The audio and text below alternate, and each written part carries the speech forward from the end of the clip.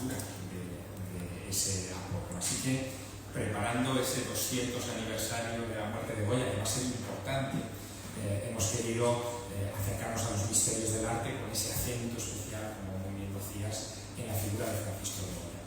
Y hemos querido hacerlo integrando, porque lo están, lo que es la historia del arte y sus secretos y la historia de la literatura y sus secretos. Ustedes sin duda conocerán este libro, manuscrito encontrado en Zaragoza. Es una de las obras maestras de la literatura polaca. Jan Potocki, a finales del siglo XVIII, publica una obra de ficción muy particular. Se inspira en un hecho que tiene como protagonista la ciudad de Zaragoza, y en concreto lo que ocurre después del asedio francés en una casa de la ciudad. Dice este libro, aparece un manuscrito en el que se cuentan las vicisitudes mágicas, esotéricas, sobrenaturales de dos mujeres que intervienen como si fueran gitanas, pero también como meigas o brujas o criaturas del más allá en la vida de una serie de personajes que circulan por esta obra. Manuscrito encontrado en Zaragoza se publica en tiempos de Goya, y lo interesante es que Jan Potocki, su autor, recorrió España de arriba a abajo y muy probablemente conoció a Francisco de Goya en la ciudad de Madrid. Y muy probablemente, subrayo esto porque es un misterio, muy probablemente lo retrató.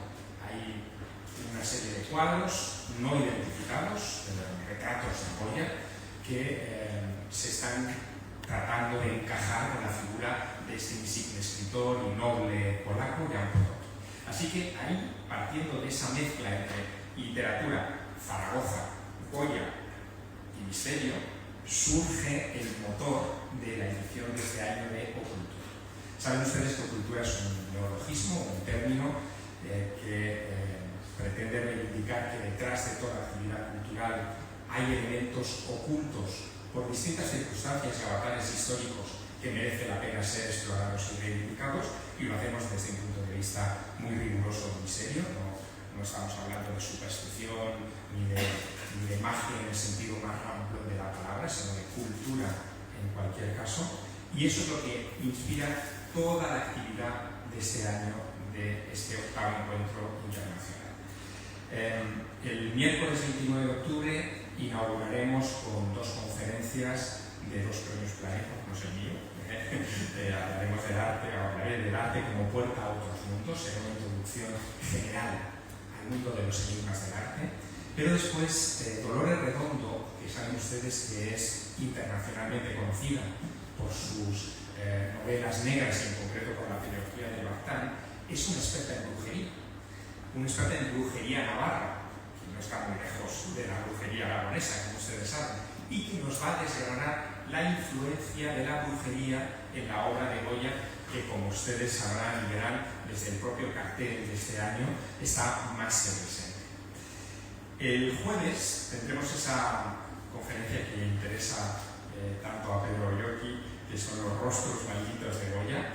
El doctor Florencio Monge Gil es un experto mundial en el campo de la medicina, es un máximo facial de reconocimiento internacional, y lleva muchos años como hobby fascinándose por encontrar los rasgos de ciertas enfermedades del rostro en obras de arte universales. Y se ha detenido particularmente en las obras de Goya y en las obras, como ustedes se pueden imaginar, del periodo negro, de las pinturas negras del pintor aragonés. Por lo tanto, nos va a hacer una charla diagnóstico de todas esas caras con anomalías, llevándolo incluso también a la familia real, porque ahí también hay lo suyo. Tendremos ese mismo día, el jueves, otra conferencia de una experta mundial en Salvador Dalí. La conferencia originalmente era Goya y Dalí, los universos mágicos, pero me pidió ayer José Aguer que la cambiáramos el título y lo pusiéramos el título de Dalí, el enigma sin fin. El enigma sin fin es una de las obras del propio pintor catalán, y nos va a hablar evidentemente de esa interrelación de Goya y de Dalí en asuntos como lo sobrenatural o lo mágico. Dalí es persona de otro tiempo, del siglo XX, por lo tanto, a sus inquietudes sobrenaturales se unen inquietudes científicas.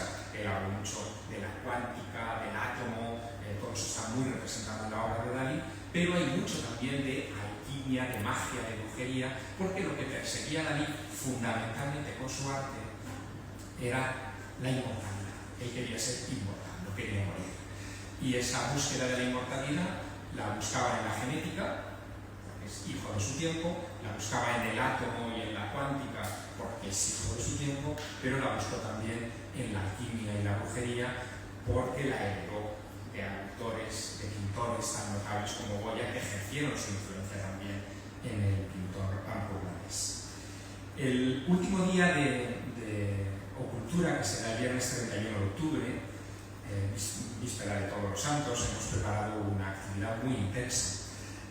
Con ayuda este año también de la Fundación Goya en Aragón, vamos a organizar para los asistentes a Ocultura que se inscriban previamente unas visitas guiadas a la exposición de la aljafería de Goya del Museo al Palacio.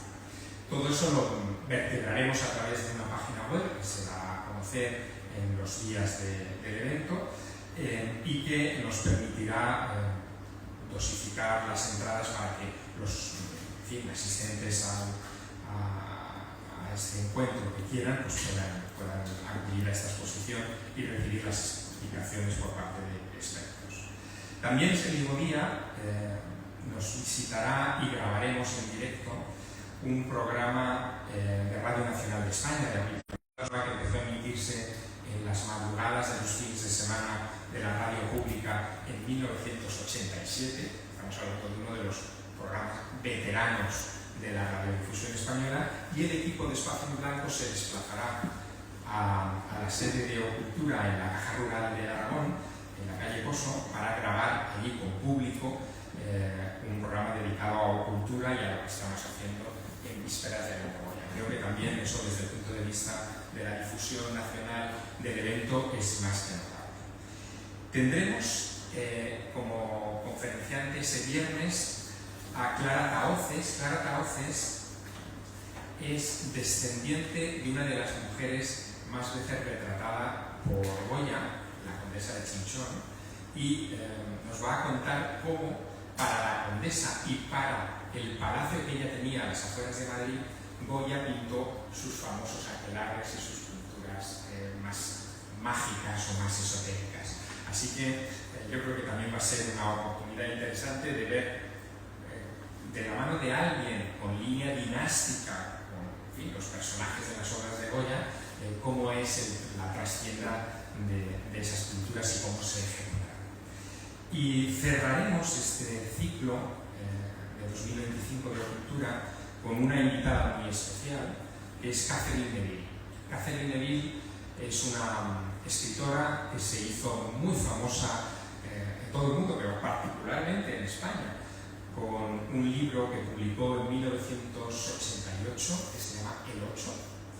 El Ocho es una obra en la que se mezclan la Revolución Francesa con un ajedrez mágico de tiempos de Carlomagno, con situaciones vinculadas al arte en nuestros días, y que es una precuela, un anticipo de lo que serán los grandes bestsellers mundiales dedicados a grandes enigmas del arte, como el Código da Vinci y todo lo que vendría después. Catherine es una autoridad en su campo, fue vicepresidenta del Banco Mundial en su momento, es una economista también de reconocido prestigio, y Catherine vendrá expresamente desde Washington para atender a estas jornadas. Será también la circunstancia preciosa, bonita, de que Catherine acaba de recibir un premio en España que le será concedido al día siguiente de acabarse el Encuentro Internacional de Cultura en Zaragoza. El 1 de noviembre se celebra en la ciudad de Soria, muy cercana a nosotros, el Festival de las Ánimas. Ese Festival de las Ánimas, inspirado en Becker y en la leyenda de Becker, tiene un apartado en el que se reconocen a grandes autores internacionales que aportan algo a lo fantástico, a lo mágico, al mundo beckeriano en particular. Iban a honrar, acabamos de recibir la noticia, a Catherine Neville con el premio Máscara de Ánimas 2025, que se le entregará después de su paso por Zaragoza en ese Festival de las Ánimas de Sol. Así que este es un poco el mapa general de lo que va a ser este 8º encuentro internacional. Se va a celebrar por segundo año consecutivo en la sede de la Caja Rural de Aragón, que saben ustedes que es un salón precioso con capacidad para unas 600 personas, que se nos va a quedar corto otra vez, seguro, Sara, pero que tiene la vocación de estar abierto a todos los ciudadanos zaragozanos y a visitantes que vengan, por supuesto, a atender a este encuentro.